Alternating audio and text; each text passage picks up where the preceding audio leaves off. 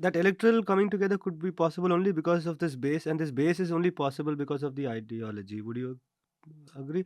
Is there something? So you said that there is a very democratic base for the Shiv Sena, as far as you No, democratic meaning in terms of giving representation. representation, Yeah, yeah. At a representation level, I'm saying. and that comes from where you think?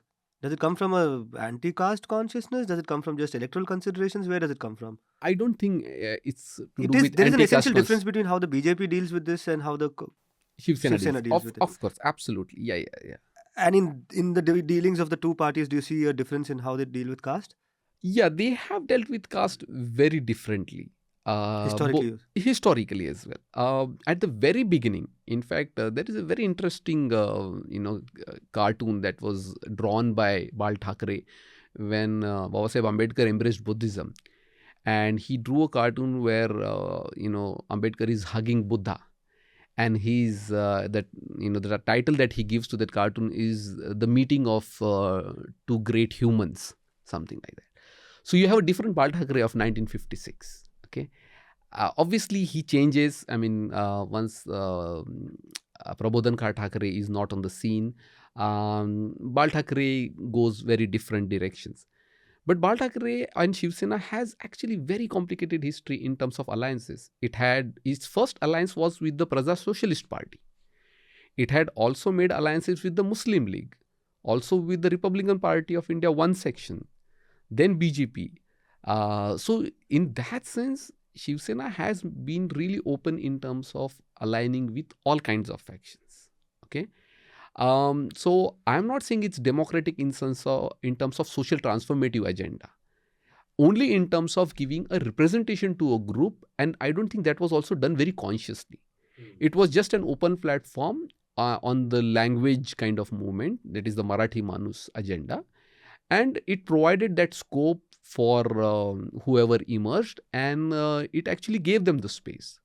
So in that sense, it was not conscious in terms of stopping certain caste and communities from becoming the representatives in either at the municipal corporation or at the assembly or at the parliament, which is what BJP like party would be conscious from the beginning. So that is the difference between Shiv Sena and BJP. But at an operational level, they may not necessarily bring about big transformation in the lives of that communities who these members are representing. But that history helps the Shiv Sena take claim to the anti-caste space in today's time. Would you agree? Because I see some of their rhetoric, and there is a lot of anti-caste rhetoric now in the Shiv Sena, wherein there are Shiv Sena leaders using terms such as Peshwahi against the BJP. Right? Have you picked up on this kind of thing? So does this complicated history of the Shiv Sena allow it to occupy this position and say, yes, we are legitimately part of a ideological alliance, let's say, even with the Vanchit Bahujan Aghadi, with Ambedkar, Prakash Ambedkar, and all these things, because these are symbols, icons that they're invoking a lot today. How does their history help them do that in today's time? That Shiv Sena's history has changed in the last 25 years. That we have to understand. It's not current. Already in the 1990s, Shiv Sena had begun saying that we should have an alliance of Shiv Shakti and Bhim Shakti. Acha. Yeah. So that is Shiv Sena and the Ambedkarites. Namdev Dhasal, his own political outfit, supported Shiv Sena in the late 1990s. And later, Uddhav Thackeray, who was pretty much at the helm of Shiv Sena's affairs, was very much vocal about these particular alliances. Of course, in the late 1990s, they did not get much, response from the Ambedkarite, and so did in the early 2000s as well. It's only in 2010 or 12 it began to materialize, where the Republican Party of India, led by Ramdas Athawale, began to show a particular kind of openness in making that alliance. But by then, Shiv Sena had also changed its anti-Dalit rhetoric, its hatred towards Ambedkar. It has already changed by 2000. So this is not to say that completely changed, but Uddhav Thackeray has, if you look at his trajectory, he has been the brain behind evoking this Bahujan past. And in fact, the current language Bahujan past of his own party. Yes, own grandfather. That's why he actually is able to make that alliance with Vanchit Bahujan Aghadi. that if you look at the last 7 years of Shiv Sena, it has inducted people who actually have anti-caste past.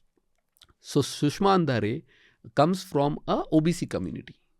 And she was initially working with Ambedkarite political organization, including Prakash Ambedkar's. And she is now the spokesperson of Shiv Sena. She is the deputy leader, one of the deputy leaders of Shiv Sena.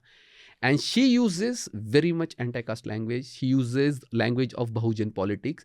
And therefore, they are now able to have people who can use that language, who are already used to using that language.